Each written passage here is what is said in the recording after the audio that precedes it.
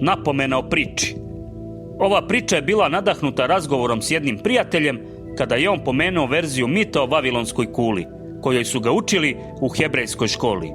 Čang je u tom trenutku znao jedino za priču iz Starog zaveta, koja na njega nije ostavila Bog zna kakav utisak, ali u kompleksnijoj verziji kula je toliko visoka da je za penjanje uz nju potrebna godina, a kada neko s nje padne i pogine, niko za njim ne žali, dok u slučaju ispuštene cigle zidari plaču, pošto je potrebna godina da se ova zameni. Originalna legenda bavi se posljedicama prkošenja Bogu. Za Čanga, međutim, ta priča je prizvala slike fantastičnog grada na nebu, koji podsjeća na Margitov zamak u Pirinejima. Bio je opčinjen drskošću takve vizije i počeo da se pita kako bi bilo živjeti u takvom gradu. Vavilonci su svakako dovoljno dobro poznavali fiziku i astronomiju da ovu priču prepoznaju kao fantaziju. Likovi su možda religiozni, ali oslanjaju se na inženjering, a ne na molitve. U priči se ne pojavljuje ni jedno božanstvo, sve što se dešava može se razumjeti u čisto mehaničkom smislu. I upravo u tom smislu, uprkos očiglednoj razlici u kosmologiji, univerzum iz priče podsjeća na ovaj naš. Vavilonska kula, Ted Chang. Kad bi kula bila položena preko ravnice Šinara, putovanje od jednog do drugog njenog kraja trajalo bi 2 dana. U uspravnom položaju potrebno je punih 1,5 mjeseca dana da se čovjek od osnove popne do vrha, ukoliko ne nosi teret. Ali malo je onih koji se na kulu penju praznih ruku, većini ljudi korak usporavaju kola s ciglama koja za sobom vuku. 4 mjeseca prođe od dana kad se cigla utovari u kola do dana kada se iz njih uzme kako bi se ugradila u kulu. Hilalum je ceo život proveo u Elamu i Vavilon je za njega bio samo kupac elamskog bakra. Bakarne poluge prevozili su brodovi koji su plovili Karunom do Donjeg mora na putu prema Eufratu. Hilalum je, kao i drugi rudari, putovao kopnom s karavanom natovarenih magaraca nekog trgovca. Koračali su prašnjavim putem koji se spuštao s visoravni preko ravnica prema zelenim poljima, odeljenim kanalima i šancima. Niko od njih nikada pre toga nije video kulu. Ukazala se pred njima dok su još bili miljama daleko. Linija tanka kao lanena nit, zalelujana u treperavom vazduhu, dizala se s blatnjave kore samog Vavilona. Dok su se primicali, kora je izrastala u moćne gradske zidine, ali oni nisu odvajali pogled od kule. Kad su ga ipak spustili do nivoa rečne ravnice, ugledali su obeležja koje je kula ostavila izvan grada. Sada i sam Eufrat tekao dnom širokog utonulog korita, iskopanog zbog ilovače potrebne za cigle. Južno od grada vidjeli su se redovi i redovi peći koje više nisu gorele. Dok su se primicali gradskoj kapiji, kula je bila masivnija od svega što je Hilalum ikada mogao da zamisli. Usamljeni stup čiji je obim sigurno bio jednak obimu celog hrama, a opet se dizao toliko visoko da je čileo iz vidokruga. Svi su oni koračali zabačene glave, čkiljeći u sunce. Hilaluma laktom bocnu njegov prijatelj Nani, ispunjen strahopoštovanjem. Uz to treba da se popnemo do vrha. Idemo uvis kako bismo kopali, to mi izgleda neprirodno. Rudari su stigli do centralne kapije u zapadnom zidu, kroz koju je odlazio drugi karavan. Dok su se tiskali napred u usku prugu hladovine koju je bacao zid, njihov predradnik Bilaj doviknuo je čuvarima kapije, koji su stajali povrh kula stražara. Mi smo rudari pozvani iz zemlje Elam. Čuvari kapije behu oduševljeni. Jedan je doviknuo odozgo: vi treba da prokopate nebeski svod. Tako je. Ceo grad je slavio. Festival je počeo pre 8 dana, kada su odaslane i posljednje cigle. I potrajaće još 2. Svakog dana i svake noći grad se radovao, plesao, gostio. S ciglarima su bili ljudi koji su teglili kola, mnogo mišićavih od uspinjanja uz kulu. Svakog jutra ekipa bi počela da se penje. Peli su se 4 dana, prebacivali svoj tovar sledećoj ekipi za tegljenje i 5. dana se vraćali u grad s praznim kolima. Lanac takvih ekipa pružao se sve do vrha kule, ali samo su oni na samom dnu slavili zajedno s gradom. Za one koji su živeli u kuli, ranije je dopremljeno dovoljno vina i mesa kako bi gozba mogla da se protegne uz čitav stup. Uveče, Hilalum i ostali rudari iz Elama sedeli su na stoličicama od ilovače za dugačkim stolom, krcatim hranom, jednim od mnogih postavljenih na gradskom trgu. Rudari su razgovarali s tegljačima, raspitivali se o kuli.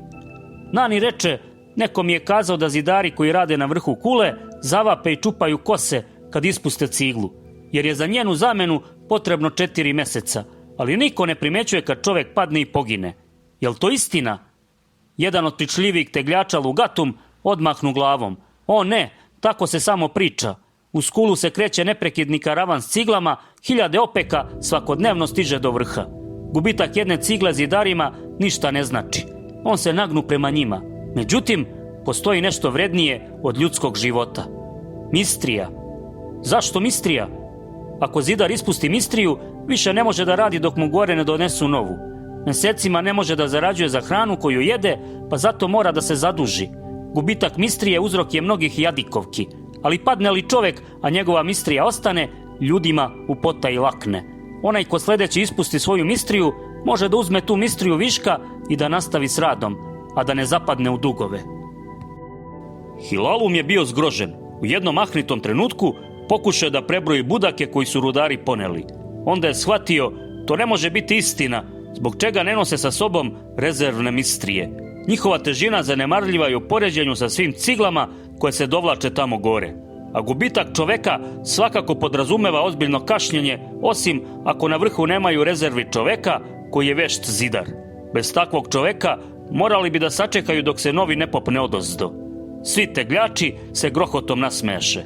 Ovoga ne možemo da prevarimo, reče Lugatum, veoma veselo. Okrenu se prema Hilalumu. Dakle, vi počinjete s penjanjem kad prođe slavlje? Hilalum otpi gutljaj i zvrča s pivom. Da, čuo sam da će nam se pridružiti rudari iz zapadne zemlje, ali nisam ih video. Znaš li nešto o njima? Da, oni dolaze iz zemlje po imenu Egipat, ali ne kopaju rudu kao vi. Oni vade kamen. Kopamo mi kamen u Elamu, reče Nani, usta punih svinjetine. Ne kao oni seku granit. Granit? U Elamu su vadili krečnjak i alabaster, ali ne i granit. Jesi li siguran? Trgovci koji su putovali u Egipat kažu da oni tamo imaju kamene zigurante i hramove sagrađene od krečnjaka i granita, od ogromnih blokova. A od granita klešu i džinovske kipove. Ali granit je toliko teško obrađivati. Lugatum slegnu ramenima. Za njih nije. Kraljevski arhitekti veruju da takvi klesari mogu biti od koristi kad dosegnete nebeski svod. Hilalum klimnu glavom. To bi moglo da bude tačno. Ko bi uopšte mogao sa sigurnošću da zna šta će im biti potrebno. Da li si ih video? Ne, još nisu ovde, ali očekujemo ih za nekoliko dana. Ali možda neće stići do kraja festivala, u tom slučaju ćete se vi, Elamci, penjati sami. Vi ćete nas pratiti, zar ne? Da, ali samo prva 4 dana. Onda moramo natrag, dok vi srećnici nastavljate dalje. Zašto smatraš da smo srećnici? Čeznem da se popnem do vrha. Jednom sam teglio s višim ekipama i stigao do visine 12-dnevnog uspona, ali nikada nisam dospeo više od toga. Vi ćete otići na mnogo veću visinu. Lugatum se žalosno osmehnu. Zavidim vam zbog toga što ćete dotaći nebeski svod. Dotaći nebeski svod, razbiti ga i otvoriti budacima.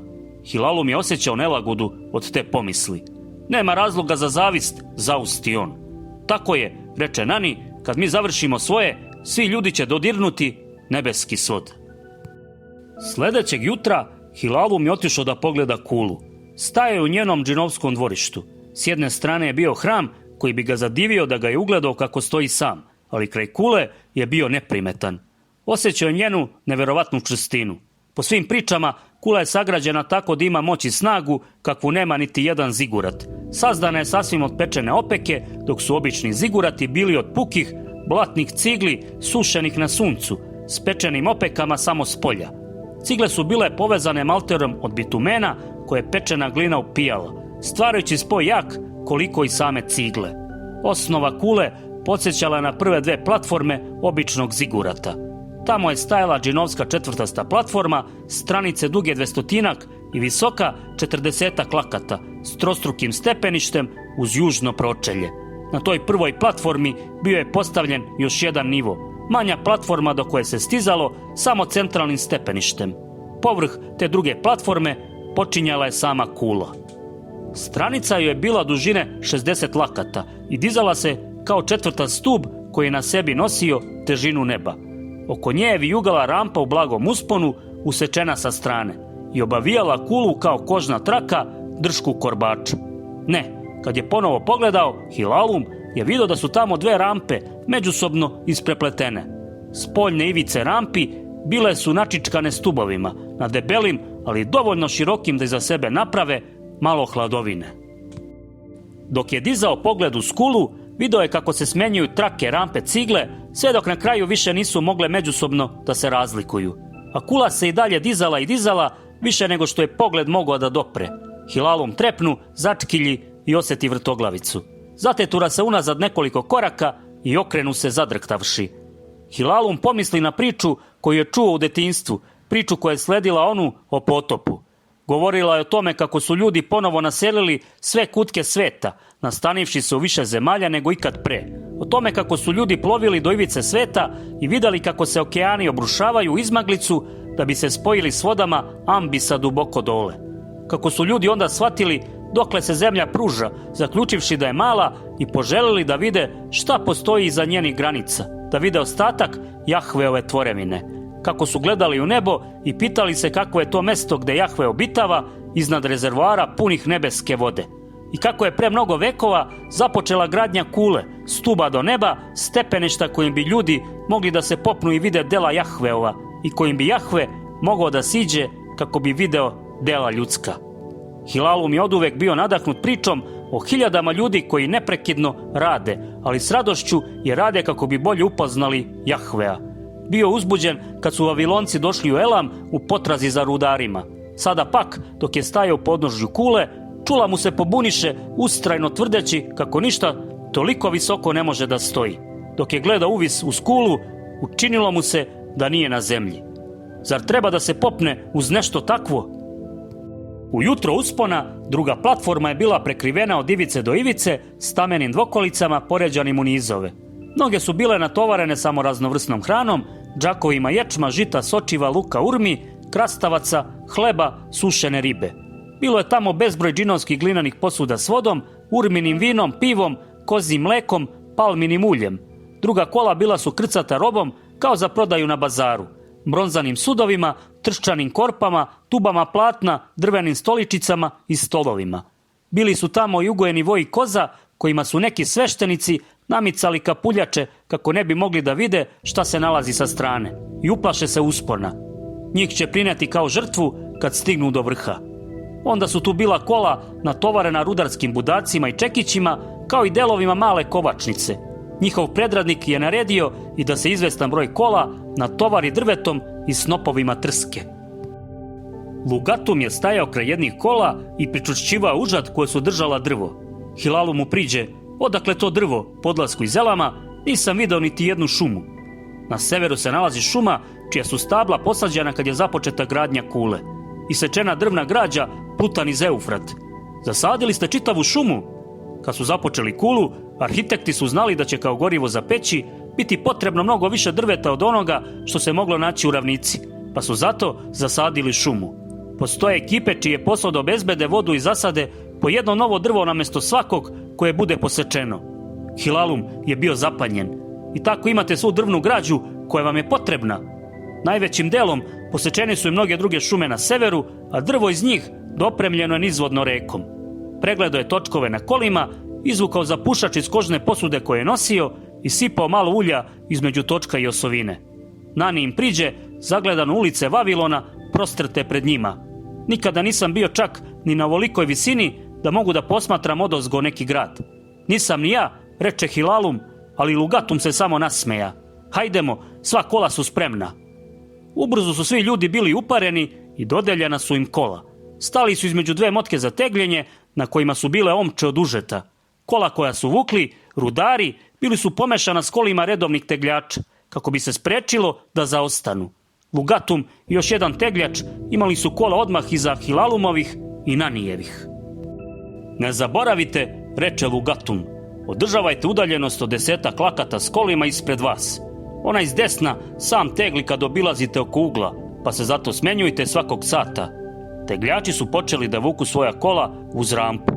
Hilalum i Nani su se sagnuli i namakli užad svojih kola unakrst preko ramena. Uspravili su se skupa, podigavši prednji kraj kola sa pločnika. Sad vucite, doviknu Lugatum. Oni upreše užad i kola se zakotrljaše. Pošto su se jednom pokrenula, tegljenje izgledalo sasvim lako, pa su zavijugali po platformi. Onda su stigli do rampe, pa su ponovo morali jako da upru. Ovo behu laka kola, promrmlja Hilalum. Rampa je bila dovoljno široka da jedan čovjek može da korača kraj kola ukoliko mora da prođe. Površina je bila popločana ciglom sa 2 brazde urezane posle vekova prolaženja točkova. Iznad njih tavanica se dizala u podoprti svod sa širokim četvrtastim opekama naređanim u preklopljene slojeve koji su se spajali u sredini. Stubovi s desne strane bili su dovoljno široki da rampa zbog njih pomalo liči na tunel. Ukoliko čovjek ne gleda sa strane, teško da bi imao osjećaj da se nalazi na kuli. Da li pevate dok kopate rudu? Upita Lugatum. Kad je stena meka, reče Nani. Zapevajte onda neku svoju rudarsku pesmu. Zov se rasu naniže do ostalih rudara i ubrzo je čitava ekipa pevala. Kako su senke bile sve kraće, tako su se oni sve više i više peli.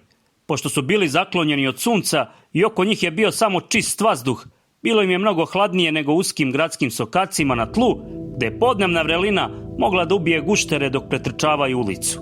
Sa strane, rudari su videli tamni Eufrat i zelena polja koje su se protezala miljama ispresecana kanalima svetlucavim na suncu. Grad Vavilon bio je komplikovana šara gusto postavljenih ulica iz grada, zaslepljujuće okrečenih gipsanih zidova. Sve su manje i manje od njega videli i činilo im se da se on primiče bliže podnožlju kule. Hilalum je ponovo teglio sa desne strane, bliže ivici, kada je čuo neku viku sa ulazne rampe, jedan nivo niže. Pomislio je da stane i pogleda dole, ali nije želeo da poremeti njihov korak i tako ne bi bio u stanju da jasno vidi nižu rampu. Šta se to dešava tamo dole? Doviknuo je Lugatumu iza sebe. Jedan od tvojih kolega rudara plaši se visine. Povremeno se nađe takav čovjek među onima koji se prvi put penju. On se zalepi za pod i ne može dalje da se penje. Mada malo ih je koji to osete toliko brzo. Hilalum je to shvatio. Znamo za sličan strah među onima koji bi da budu rudari. Neki ljudi ne mogu da podnesu da uđu u rudnike iz straha da ne ostanu zatrpani. Zaista, doviknu Lugatum, nisam čuo za to. Šta ti misliš o visini? Ništa ne osjećam, ali se krajičkom oka na trenutak srete sa Nanijevim pogledom i shvati da obojica znaju šta je istina. Osjećaš uznemirenost u dlanovima, zar ne? Šapnu Nani. Hilalum protrlja šake na grubim vlaknima užeta i klimnu glavom. Ja sam to osjetio ranije kad sam bio bliže ivici. Možda bi trebalo da odemo s kapuljačom kao voj i koza, promrmlja Hilalum našalivši se.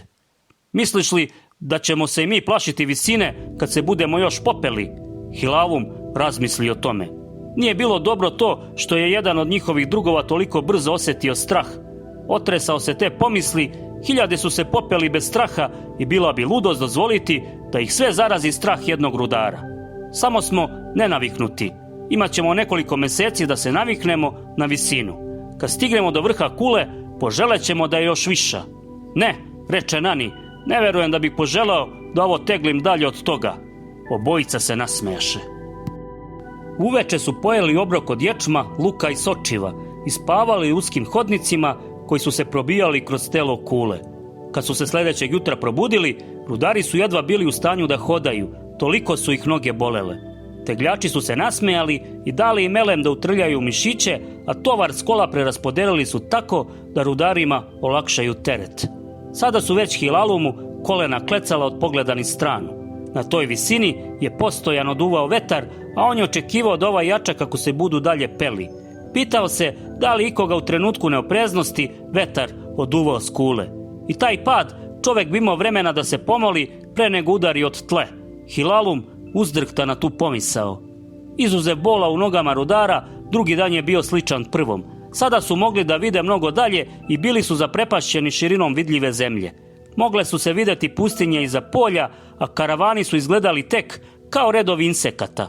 Nije više bilo rudara koji bi se toliko plašio visine da nije mogao dalje, pa je njihov uspon potrajao čitav dan, bez incidenata.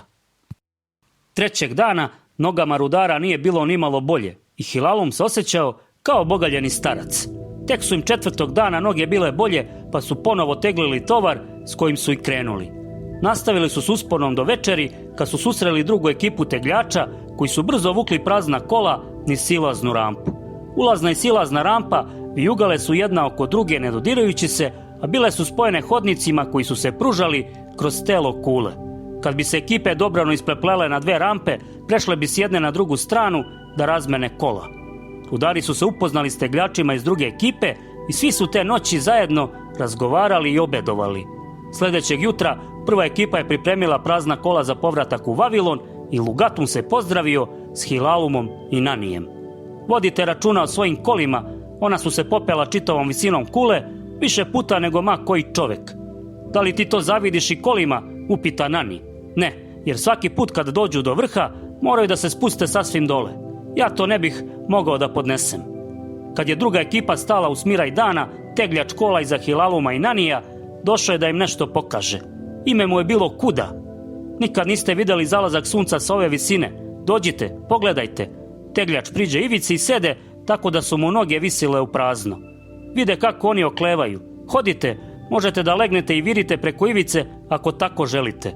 Hilalum nije želeo da izgleda kao preplašeno dete, ali nije mogao sebe da natera da sedne na rub litice koja se protezala hiljadama lakata ispod njegovih nogu. Zaleže na stomak, proturivši samo glavu preko ivice. Nani mu se pridruži. Kad sunce počne da zalazi, pogledajte ni stranu kule. Hilalum baci pogled naniže, a onda brzo pogleda u horizont. Šta je to toliko drugačije u načinu na koji sunce zalazi kad se odavde posmatra? Pomislite samo kad sunce utone iza vrhova planina na zapadu, na ravnicu Šinar, spusti se tama. A ovdje smo iznad planinskih vrhova, tako da i dalje vidimo sunce. Sunce mora još dublje da zađe kako bismo ugledali noć. Hilalum zinu shvativši. Senke planina označavaju početak noći. Noć na zemlju pada pre nego ovde. Kuda klimnu glavom. Možete vidjeti kako noć putuje u skulu, od tla prema nebu, kreće se brzo, ali trebalo bi da možete to da vidite. Posmatrao je neko vreme crvenu kuglu sunca, a onda spustio pogled i pokazao sad. Hilalum i Nani pogledaše ispod sebe. U podnožju ogromnog stuba sićušni Vavilon bio je u senci. Onda se tama pope u skulu kao baldahin koji se razmotava uvis. Kretala se dovoljno sporo da Hilalum pomisli kako može da izbroji trenutke koji prolaze, ali onda je ubrzala kako se sve više primicala. Dok nije projurila kraj njih, brže nego što je stigao da trepne, i oni su se obreli u sumraku. Hilalum se okrenuo na leđa i diže pogled na vreme da vidi kako se tama brzo uspinje u skulu. Postepeno nebo je tamnelo dok je sunce tonulo ispod ivice sveta daleko. Kakav prizor, zar ne? Reče Kuda. Hilalum oćuta na to. Prvi put je shvatio šta je noć zapravo, senka same zemlje bačena na nebo. Pošto se peo još 2 dana, Hilalum se bolje privikao na visinu. Iako su se nalazili skoro milju visoko, mogao da podnese to da stoji na ivici rampe i gleda niz kulu. Držao se za jedan stub na ivici i oprezno naginjao da pogleda uvis. Zapazio da kula više ne izgleda kao gladak stub. On upita Kudu, kula kao da se gore sve više širi. Kako je to moguće? Pogledaj podrobnije, tamo su drveni balkoni istureni sa strane. Napravljeni su od čempresa i vise o konopcima od lanenih niti. Hilalum začkilji, balkoni? Čemu oni služe? Po njima je rasuta zemlja, tako da ljudi mogu da gaje povrće. Na ovoj visini voda je retkost, pa se najčešće uzgaja luk. Na većim visinama gdje ima više kiše, vidjet ćete pasulj. Nani upita, kako to da kiša odozgo prosto ne padne ovamo? Kuda je bio iznenađen tim pitanjem. Ispari u vazduhu dok pada, naravno. O, naravno, Nani slegnu ramenima. Krajem sljedećeg dana stigli su do nivoa s balkonima. Bile su to ravne platforme pune luka, okačene od tešku užad sa zida kula iznad njih, tik ispod sljedećeg reda balkona. Na svakom nivou se u unutrašnjosti kule nalazilo nekoliko uskih prostorija u kojima su živele porodice tegljača. Vidjele su se tamo žene na ulazu kako šiju tunike ili napolju baštama kako iskopavaju glavice luka. Deca su se jurila gore dole po rampama, provlačila između kola tegljača i trčala bez ikakvog straha duž ivice balkona. Žitelji kule lako su prepoznavali rudare i svi su se osmehivali i mahali. Kad je kucno čas za večernji obrok, sva kola su zaustavljena i sa njih je skinuta hrana i druga roba koju će koristiti tamošnji stanovnici. Tegljači su se pozdravili sa svojim porodicama i pozivali rudare da im se pridruže i večeraju s njima. Hilalum i Nani su obedovali s Kudinom porodicom i uživali u dobroj sušenoj ribi, hlebu, vinu od urmi i voću. Hilalum je video da je taj odeljak Kule ustrojen kao nekakav grad, postavljen u liniji između dve ulice, ulazne i silazne rampe. Bio je tamo hram u kojem su se obavljali rituali za festivale, bili su tamo magistrati koji su rešavali sporove, bile su tamo prodavnice koje je snadbevao karavan.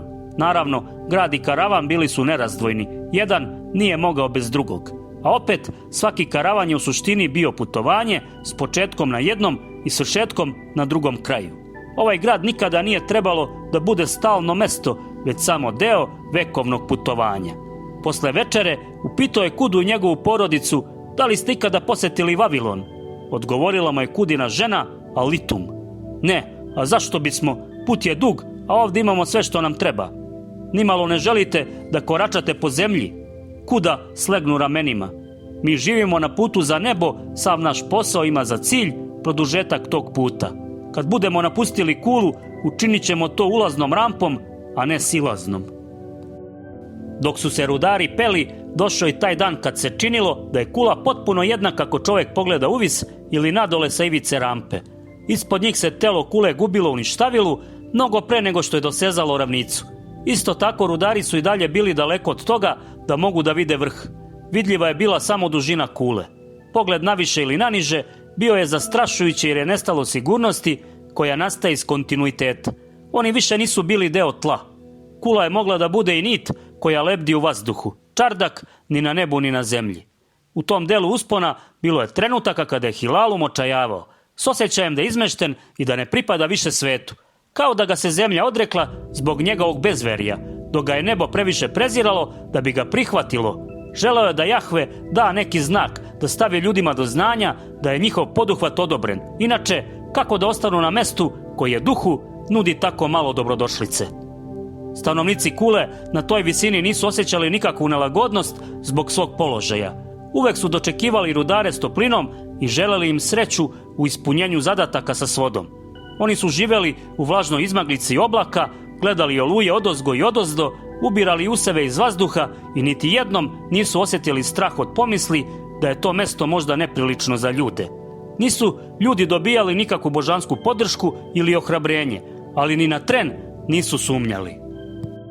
Kako su prolazile sedmice, sunce i mesec su se dizali sve niže i niže na svom svakodnevnom putovanju. Mesec je oblivao južnu stranu Kule srebrnim sjajem, blistav kao Jahvevo oko koje gleda u njih. Nedugo zatim obreli su se upravo na toj visini, kao i mesec u svom prolasku. Dosegli su visinu prvog nebeskog tela. Čkiljili su u rošavo mesečevo lice, čudili se tome kako se on dostojanstveno kreće, kao da se ruga svakoj podršci. Onda su se primakli suncu. Bilo je leto, kad se sunce pojavljuje na izgled direktno iznad Vavilona i prolazi blizu Kule na toj visini. U tom delu Kule nisu živele porodice, niti je bilo balkona, pošto je vrelina bila dovoljno jaka da sprži ječam. Malter između opeka Kule više nije bio od bitumena koji bi omekšao i počeo da curi, već od ilovače koju je vrelina praktično ispekla. Kao zaštita od dnevnih temperatura, stubovi su se sve više širili, tako da su formirali gotovo stalan zid, pretvarajući rampu u tunel samo s uskim prorezima kroz koje su se probijali zviždanje vetra i sečiva zlatne svetlosti. Ekipe tegljača su do tog mesta bile ravnomerno raspoređene, ali i ovdje je bilo neophodno podešavanje. Polazili su svakog jutra sve ranije i ranije kako bi više teglili po tami. Kada su došli do visine sunca, putovali su samo noću. Preko dana pokušavali su da spavaju nagi znojavi pod vrelim lahorom. Rudari su se plašili da će, ukoliko uspeju da usnu, izgoreti i umreti pre buđenja. Ali tegljači su taj put prevalili u mnogo navrata i nikada nisu izgubili ni jednoga, pa su konačno prešli iznad visine sunca, gde je sve bilo kao ispod nje. Sada je svetlost dana sijala uvis, što je izgledalo krajnje neprirodno. Sa balkona su bile uklonjene daske, tako da je sunčeva svetlost mogla da bije kroz njih sa zemljom na preostalim nogostupima. Biljke su rasle po strance i naniže, savijajući se da uhvate sunčeve zrake. Onda su se primakli visini zvezda malih vatrenih sfera raštrkanih na sve strane. Hilalum je očekivao da one budu gušće načičkane, ali čak i one sićušne zvezde, inače nevidljive s tla, izgledale su veoma razređeno. Nisu sve bile na istoj visini, već su umjesto toga gore zauzimale nekoliko milja. Bilo je teško proceniti koliko su daleko, pošto nije bilo ničeg što bi ukazalo na njihovu veličinu, ali ponekad bi povremeno prišlo veoma blizu, što je svedočilo o njenoj zapanjujućoj brzini. Hilalum je shvatio da sva nebeska tela hitaju sličnom brzinom, kako bi proputovala s kraja na kraj sveta za jedan dan. Preko dana nebo je bilo mnogo bleđe plavo nego što je izgledalo sa zemlje, i to je bio znak da se primiču svodu. Dok je zagledao nebo, Hilalum je bio zaprepašćen što su zvezde vidljive i danju. Sa zemlje se nisu mogle vidjeti zbog bleštavila sunca, ali na ovoj visini bile su sasvim uočljive. Jednog dana Nani mu je brzo došao i kazao: jedna zvezda je udarila u kulu. Šta? Hilalum se obazre oko sebe, uspaniči, osjeti kao da ga je neko odalamio. Ne sada, bilo je to veoma davno, previše od veka. Jedan od stanovnika kule pripoveda o tome, njegov je deda bio tamo. Ušli su u hodnike i vidjeli kako nekoliko rudara sedi oko smežuranog starca. Izabila se u cigle oko pola milje iznad ovog mesta. Još se vidi ožiljak koji je ostavila za sobom. Liči na rošavi trag džinovske bubuljice. Šta se dogodilo sa zvezdom? Gorela i cvrčala i bila je previše sjajna da bi čovjek mogao da gleda u nju. Ljudi su pomišljali na to da izvale kako bi mogla da nastavi svojim putem, ali bila je previše vrela da bi joj prišli blizu, a nisu se usuđivali da je gase vodom. Posle nekoliko nedelja ohladila se u zgrčenu masu crnog nebeskog metala, veliku koliko muškarac može da obujmi rukama. Toliko je bila velika, reče Nani glasom punim strahopoštovanja. Kad su zvezde padale na zemlju same od sebe, ponekad su se mogli naći mali grumeni nebeskog metala, tvrđeg od najfinije bronze. Metal se nije mogao topiti kako bi se lio, pa se zato kovao u stanju crvenog usijanja. Od njega su se pravile amajlije. Zaista, niko nikad nije čuo da je masa te veličine pronađena na zemlji. Zamislite samo kakav bi alat od toga mogao da se napravi. Niste valjda pokušali to da iskujete u alate, upita Hilalum užasnut. O ne, ljudi su se plašili to da dotaknu. Svi su sišli s kule u iščekivanju Jahveove odmazde zbog remećenja posla stvaranja. Čekali su mesecima, ali nikakvog znaka nije bilo. Na kraju su se vratili i izvalili zvezdu. Sada je u hramu, dole u gradu. Zavlada tišina. Onda jedan rudar reče: nisam nikad čuo za to u pričama o kuli. Bio je to prestup, događaj o kojem se ne govori. Dok su se dalje peli uz kulu, nebo je bilo sve svetlije, a onda se Hilalum jednog jutra probudio i stao na ivicu da bi povikao preneražen. Ono što je ranije izgledalo kao bledo nebo, sada se ukazalo kao bela tavanica rasprostrta visoko iznad njihovih glava. Bili su sada dovoljno blizu da opaze nebeski svod, da ga sagledaju kao čvrst lub koji obuhvata posvemašnje nebo. Svi rudari su govorili prigušenim glasovima i zurili benavo uvis, dok su im se žitelji kule smejali. Nastavivši s penjanjem, bili su zaprepašćeni time koliko su zaista blizu. Praznina površine svoda obmanula ih je, pa i on ostao neprimetan sve dok se nije pojavio. Iznenada, naizgled, tik iznad njih. Sada umjesto da se penju na nebo, peli su se prema bezličnoj ravnici koja se u beskraj prostirala na sve strane. Sva Hilalumova čula bila su dezorijentisana tim prizorom. Ponekad, kad bi pogledao u svod, pomislio bi da se svet nekako izokrenuo i da će on, omakne li mu se korak, pasti uvis prema njemu. Kad se svod pojavio i ostao iznad njegove glave, činilo se da je nepodnošljivo težak. Svod je bio težak kao čitav svet, a opet je stajao sasvim bez oslonca. I on se uplašio onoga čega se nikad nije plašio u rudnicima. Uplašio se da se tavanica ne obruši na njega. Bilo je i trenutaka kad se činilo da je svod uspravna površina litice nezamislive visine, koja se diže pred njim, dok je nejasna zemlja iza njega još jedna takva, a kula je žica razapeta između njih. Ili po najgore od svega, na trenutak mu se učinilo da ne postoji ni gore ni dole i njegovo telo nije znalo koja ga strana privlači sebi. Bilo je to poput straha od visine, samo još gore. Često se budio iz nemirnog sna da bi shvatio da se znoji i grči prste, držeći se za pod od opeke. Nani i mnogi drugi rudari također su bili krmeljivi, premda niko od njih nije govorio onome što im remeti san. Uspinjali su se sporije nego što je njihov predradnik Bilaj očekivao. Pogled na svod izazvao je nelagodu, a ne elan. Obični tegljači počeli su da gube strpljenje zbog njih. Hilalum se pitao kakvi su to ljudi sazdani da žive u ovim uslovima, kako su izmicali ludilu. Da li su se navikli na ovo, da li bi deca rođena pod čvrstim nebom zavrištala kad bi ugledala zemlju pod svojim nogama. Možda ljudima nije bilo suđeno da žive na takvom mestu. Ako ljude sopstvena priroda ograničava u tome da se primaknu preblizu nebu, onda treba da ostanu na zemlji. Kad su stigli do vrha kule, dezorijentisanost je oslabila ili su možda postali imuni na nju. Tu, dok su stajali na 4. platformi na vrhu, rudari su zurili u najveličanstveniji prizor koji je čovek ikada uspeo da ugleda. Duboko ispod njih prostirala se tapiserija zemlje i mora zaogrnuta izmaglicom i širila se na sve strane dokle god je oko moglo da dosegne.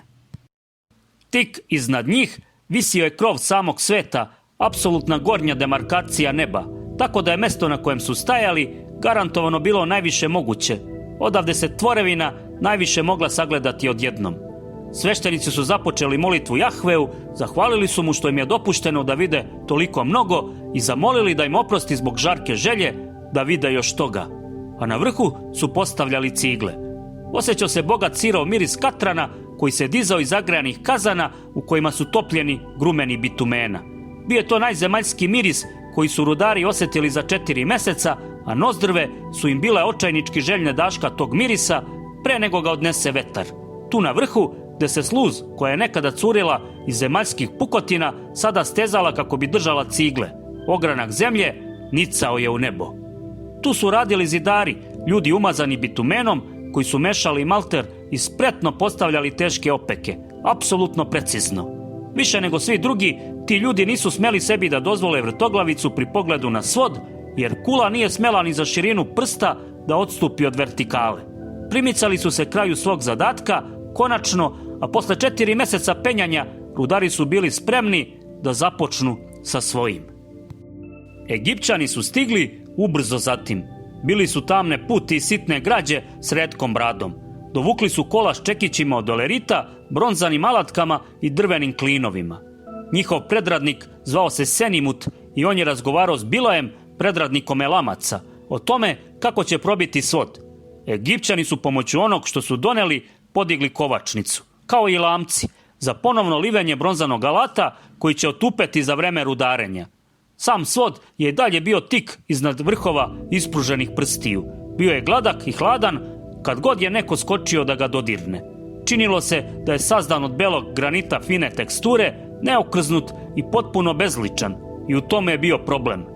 Davno Jahve je pustio potop, oslobodivši vodu kako odozdo, tako i odozgo. Voda iz ambisa izbila iz izvora u zemlji, a voda s nebesa pljuštala je kroz otvorene ustave u svodu.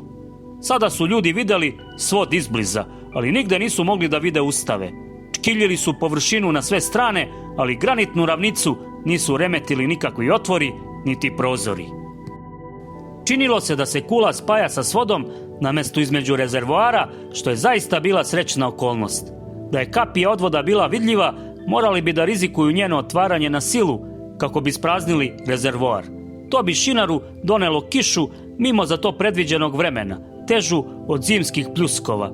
Zemlja duž Eufrata bila bi poplavljena. Kiša bi verovatno prestala kad se rezervoar isprazni, ali uvek je postojala mogućnost da ih Jahve kazni i kiše se nastave sve dok kula ne padne i dok se Vavilon ne rastvori u blatu. Iako nije bilo vidljivih kapija, rizik je i dalje postojao. Možda kapije nisu imale rubove vidljive očima smrtnika i možda se rezervoar nalazio neposredno iznad njih, ili su možda rezervoari bili ogromni. Pa čak, iako je najbliža kapija odvoda bila miljama daleko, rezervoar je i dalje ležao iznad njih. Mnogo su raspravljali o tome kako bi bilo najbolje da nastave. Jahve svakako ne bi srušio kulu vodom, tvrdio je Kurdusa, jedan od zidara. Da je kula svetograđe, Jahve bi je već ranije uništio. Opet, u svim vekovima koliko smo radili, niti jednom nismo primetili znak Jahveovog nezadovoljstva.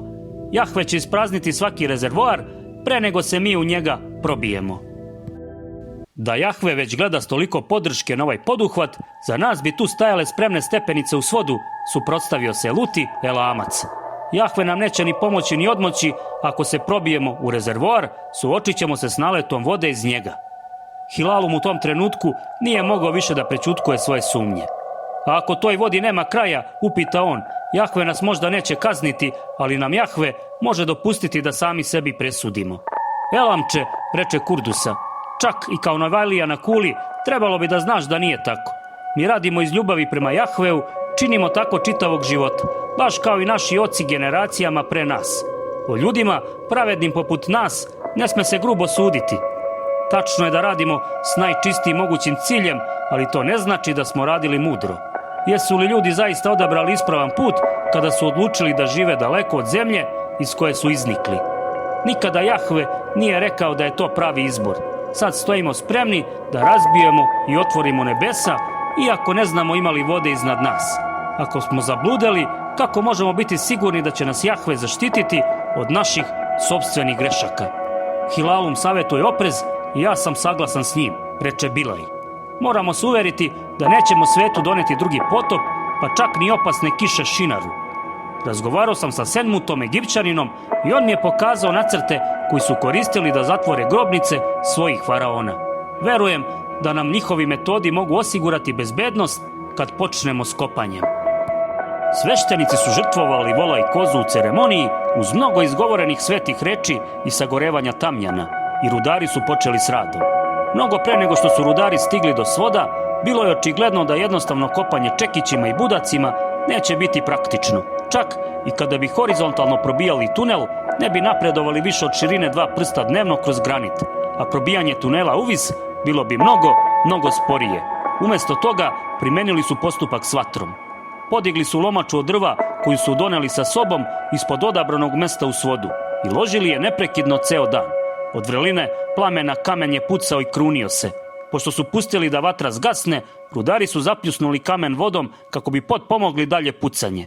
Onda su mogli da razlome kamen u krupne teške komade koji su popadali na kulu. Na taj način mogli su da napreduju više od lakta za svaki dan izgaranja vatre. Tunel se nije dizao pravo uviz, već pod uglom kakav se koristi za stepenice, tako da su mogli do njega da naprave rampu od stepenika sa kule. Zidovi i pod su ostali glatki zahvaljujući vatri.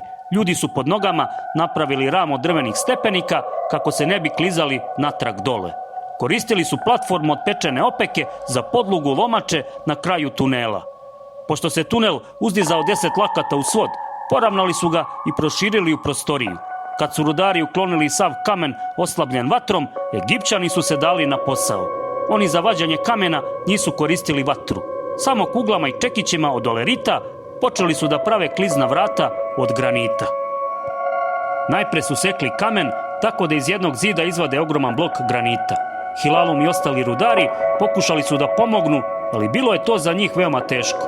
Kamen se nije uklanjao struganjem, već odlamanjem komadića, udarcima čekića, samo određene snage, tako da teži ili lakši nisu vredeli. Nekoliko nedelja kasnije blok je bio spreman. Bio je više od čoveka i još širi od toga. Da bi ga oslobodili iz poda, isekli su proreze oko osnove kamena i ukucali u njih suve drvene klinove.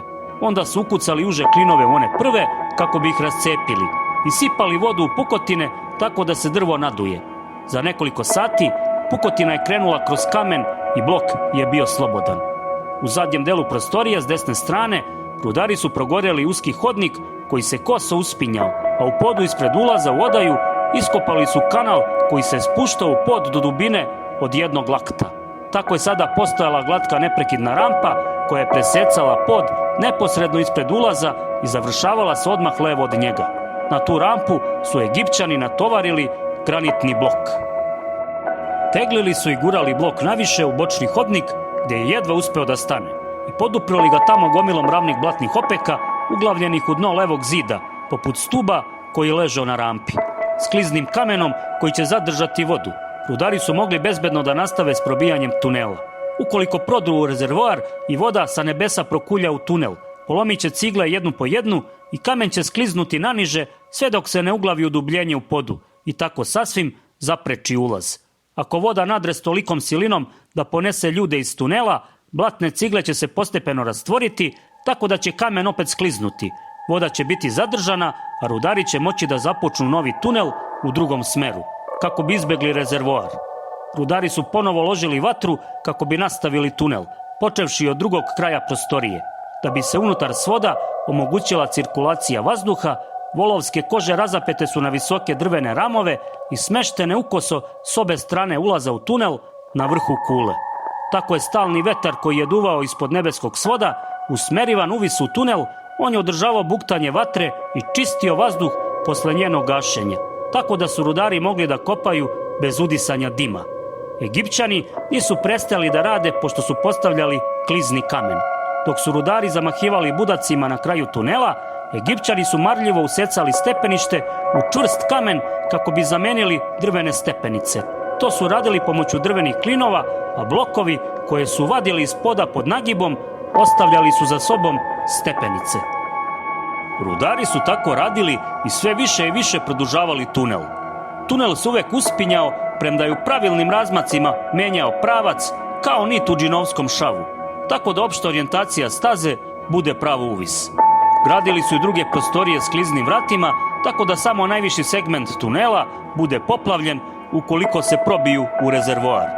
Usecali su kanale u površinu svoda i tamo kačili gazišta i platforme. Od tih platformi, daleko od kule, kopali su bočne tunele koji su se s glavnim spajali duboko unutra. Vetar je usmerivan kroz njih ventilacije radi kako bi se dim iščistio iz duboke unutrašnjosti tunela.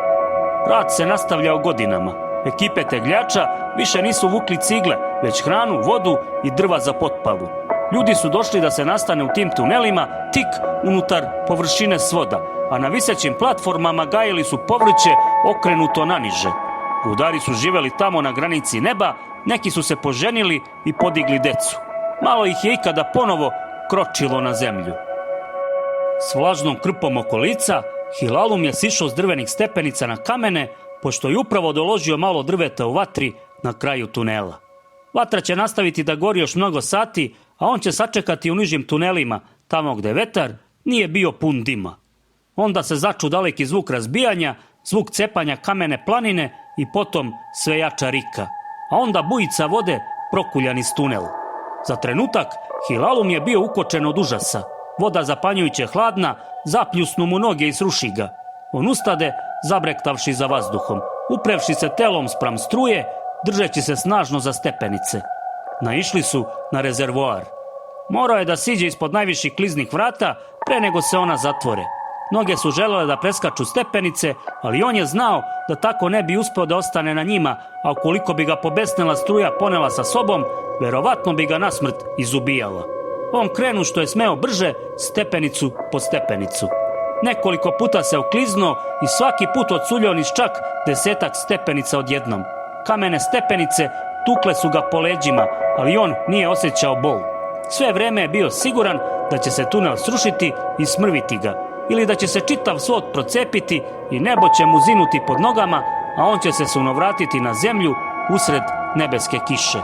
Jahveova kazna je stigla, drugi potop. Koliko još dok ne stigne do kliznog kamena, činilo se da se tunel proteže u beskraj, a voda je sada kuljala još brže. On je praktično trčao niz stepenice. Iznenada posrnu i pljusnu plitku vodu. Potrča kraj stepenica i upada u prostoriju s kliznim kamenom, a tamo mu je voda bila iznad kolena. On ustade i vide Damkvija i Ahunija, kolege rudare, koji su ga upravo primetili. Stajali su ispred kamena koji je već zaprečio izlaz. Ne, kriknu on. Zatvorili su, vrisnu Damkvija, nisu sačekali. Dolazili drugi, viknu Ahuni bez nadanja u glasu. Možda uspemo da pomerimo blok. Nema drugih, odgovori Hilalum. Mogu li da ga poguraju s druge strane? Ne čuju nas. Ahuni zalupa čekićem po granitu, ali usred hučanja vode nije se čulo, ama baš ništa. Hilalum se obazre po maloj prostoriji i tek tad primeti Egipćanina koji je plutao licem naniže u vodi. Poginuo je, stropoštavši se niz stepenice, prodra se Damkvija. Zar ništa ne možemo da uradimo? Ahuni pogleda uvis.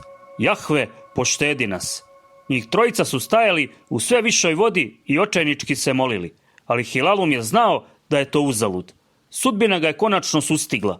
Jahve nije tražio od ljudi da grade kulu, niti da probiju svod. Ta odluka o gradnji bila je samo njihova i oni će izginuti u tom pregnuću, baš kao i na bilo kom svom zemaljskom zadatku. Pravičnost nije mogla da ih spase posljedica njihovih sopstvenih postupaka. Voda im je došla do grudi. Popnimo se, viknu Hilalum. Počeše s mukom da se penju tunelom spram naleta vode koja im se dizala za petama. Malobrojne baklje koje su osvetljavale tunel utrnule su, pa su se peli u mraku i mrmljali molitve koje nisu mogli da čuju. Drvene stepenice na vrhu tunela bile su odvaljene i zaglavile su se niže u tunelu. Uzverali su se pored njih i stigli do glatke kamene kosine gde su sačekali da ih voda ponese još više. Čekali su bez reči, iscrpevši sve molitve. Hilalum je zamišljao da stoji u crnom Jahveovom ždrelu, dok moćni Bog žedno ispija nebesku vodu, spreman da proguta grešnike. Voda se dizala i nosila ih uvis, sve dok Hilalum nije mogao da podigavši ruke, dotakne tavanicu. Džinovska pukotina iz koje je voda kuljala nalazila se odmah kraj njega. Preostao je samo mali džep vazduha. Hilalum povika: kad ova odaja bude napunjena, možemo da zaplivamo uvis prema nebu. Nije mogao da ustanovi da li su ga čuli. Proguto je posljednje udise vazduha dok je voda dosezala do tavanice i zapliva uvis u pukotinu. Umreće bliže nebu nego bilo koji čovek pre njega. Pukotina se protezala mnogo lakata. Čim je Hilalum prošao, kameni sloj mu isklizlo ispod prstiju i njegovi uzmlatarali udovi nisu dodirivali ništa. Načas je osjetio da ga struja nosi, ali potom više nije bio siguran. Pošto je oko njega bila samo tama, ponovo je osjetio onu strašnu vrtoglavicu koju je iskusio kad se prvi put primakao s vodu. Nije mogao da ustanovi gde je šta, čak ni šta je gore, a šta dole. Odgurivo se i rita u vodi, ali nije znao da li se uopšte kreće. Bespomoćan, možda je plutao u stajećoj vodi, a možda ga je besno nosila struja. Osjećao samo hladnoću od koju utrnuo. Nije video ni tračak svetla. Zar u tom rezervoaru nije postojala površina do koje bi mogao da se digne? Tada ponovo tresnu u kamen. Rukama napipa pukotinu u površini. Zar je ponovo bio tamo odakle i krenuo? Silom je ponet unutra i nije imao snage da se odupre. Bio je vučen u tunel i udarao je o njegove zidove. Tunel je bio neverovatno dubok, kao najduže rudarsko okno. Osjećao je da će mu se pluća rasprsnuti, ali prolazu još nije bilo kraja. Konačno, nije više mogao da zadržava dah koji mu je umakao kroz usne. Davio se i mrak oko njega ulazio mu je u pluća. Ali iznenada zidovi su se otvorili i udaljili od njega. Nosila ga je brza vodena struja, osjetio je vazduh iznad vode, a onda više nije osjećao ništa. Hilalum se probudio lica stisnutog uz vlažan kamen. Ništa nije video, ali osjećao je vodu blizu ruku. Okrenuo se na leđa i zastenjao, svi udovi su ga tištili. Bio je nag i koža mu je na mnogo mesta bila odrana ili smežurana od vlage, ali udisao je vazduh. Vreme je prolazilo i on je konačno uspeo da ustane. Voda mu je brzo tekla oko gležnjeva. Kada je kročio na jednu stranu, shvatio je da je voda tamo dublja. Na drugoj strani kamen je bio suv škriljac kako mu se činilo na dodir. Bilo je sasvim mračno, kao u rudniku bez baklji. Izranjavljenim vrhovima prstiju opipavao je pod i puzio po njemu. Sve dok se ovaj nije podigao i pretvorio u zid. Sporo, kao neko slepo stvorenje, puzao je tamo amo. Pronašao je izvor vode, veliki otvor u podu. Setio se, kroz tu rupu je bio izbačen iz rezervoara. Nastavio da puzi na izgled satima, ako se nalazi u pećini, ta pećina je bila ogromna. Pronašao je mesto na kojem se pod dizao pod nagibom. Postoji li prolaz koji vodi uvis, možda bi njime i dalje mogao da stigne do neba. Hilalum je puzao bez ikakve predstave o tome koliko je vremena prošlo, ne mareći za to što nikada neće moći sopstvenim tragom da se vrati istim putem odakle je došao. Sledio je tunele naviše kad je na njih nailazio i naniže kada je morao. Iako je bio progutao više vode nego što je mislio da je moguće, počeo je da osjeća žeđ i glad. Onda je konačno ugledao svetlost i potrčao napolje. Svetlost ga nagna da zatvori oči i on pade na kolena, pesnica stisnutih ispred lica. Jel to bio Jahveov sjaj? Hoće li njegove oči podneti pogled na to? Više minuta zatim mogao je da ih zatvori i ugledao je pustinju. Izašao je iz pećine na obroncima neke planine, a kamen i pesak su se protezali sve do obzorija. Zar je nebo u dlaku isto kao i zemlja? Zar Jahve obitava na ovakvom mestu? Ili je ovo samo još jedno carstvo unutar Jahveove tvorevine, još jedna zemlja iznad njegove, dok Jahve obitava iznad nje?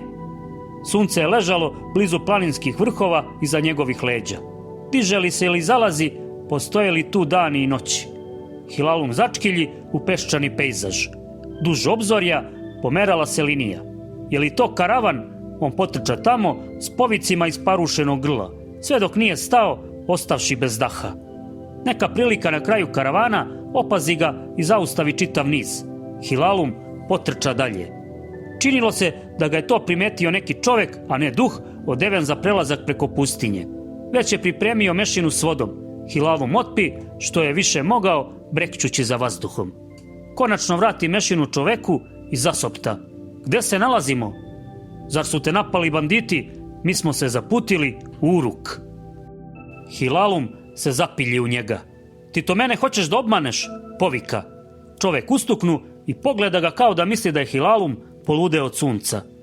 Hilalum vide da još jedan čovek iz karavana prilazi da proveri o čemu je reč. Uruk je u Šinaru. Jeste. Zar ti nisi putovo za Šinar? Drugi čovek je stajao spreman sa svojim štapom. Došao sam iz... Bio sam u... Hilalum načas začuti. Znaš li za Vavilon? Od tamo si se zaputio. To je severno od Uruka. Lako je otputovati od jednog do drugog grada. Kula, jesi li čuo za nju? Svakako, stup do neba. Kažu da ljudi na vrhu kopaju tunel kroz nebeski svod.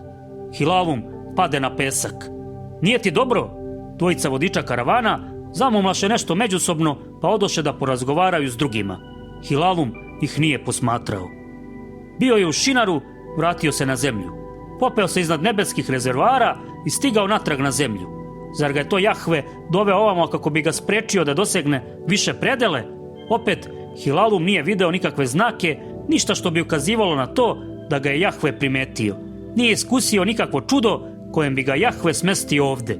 Koliko je mogao da zaključi, samo isplivao uvisi svoda i ušao dole u pećinu. Nekako nebeski svod je ležao ispod zemlje, kao da su se nalazili jedan uz drugi, premda ih je delilo mnogo milja. Kako je to moguće, kako se toliko udaljena mesta mogu dodirivati? Hilaluma je zabolala glava od pokušaja da o tome razmišlja. A onda mu svanu pečatni cilindar. Kad se zakotrlja po tablici od meke ilovače, izrezbareni cilindar ostavlja otisak slike. Dve figure mogu se pojaviti na suprotnim stranama tablice, premda stoje jedna kraj druge na površini cilindra. Čitav svet je takav cilindar. Ljudi zamišljaju nebo i zemlju kao krajeve tablice sa zvezdama rasprostrtim između njih. Ali svet je ipak izuvijan na neki fantastičan način, tako da se nebo i zemlja dodiruju. Sad je bilo jasno zbog čega Jahve nije srušio kulu. Zašto nije kaznio ljude zbog želje da posegnu izvan granica kojim je postavio, jer i najduže putovanje samo bi ih vratilo do mesta s kojeg su krenuli. Vekovi njihovog rada neće im o tvorevini otkriti ništa više od onoga što već znaju. Ipak, zahvaljujući svom pregnuću, ljudi će nazreti nezamislivu umešanost Jahveovog dela, shvativši koliko je svet domišljato napravljen. Takvom konstrukcijom Jahveovo delo bilo je naznačeno i istovremeno prikriveno, tako da ljudi znaju gde im je mesto. Hilalum se osovi na noge, koje su mu klecale od strahopoštovanja, i pođe prema vodičima karavana. Vratit će se u Vavilon, možda će ponovo otići kod Lugatuma, javit će onima na kuli. Obznanit će im kakav je oblik sveta.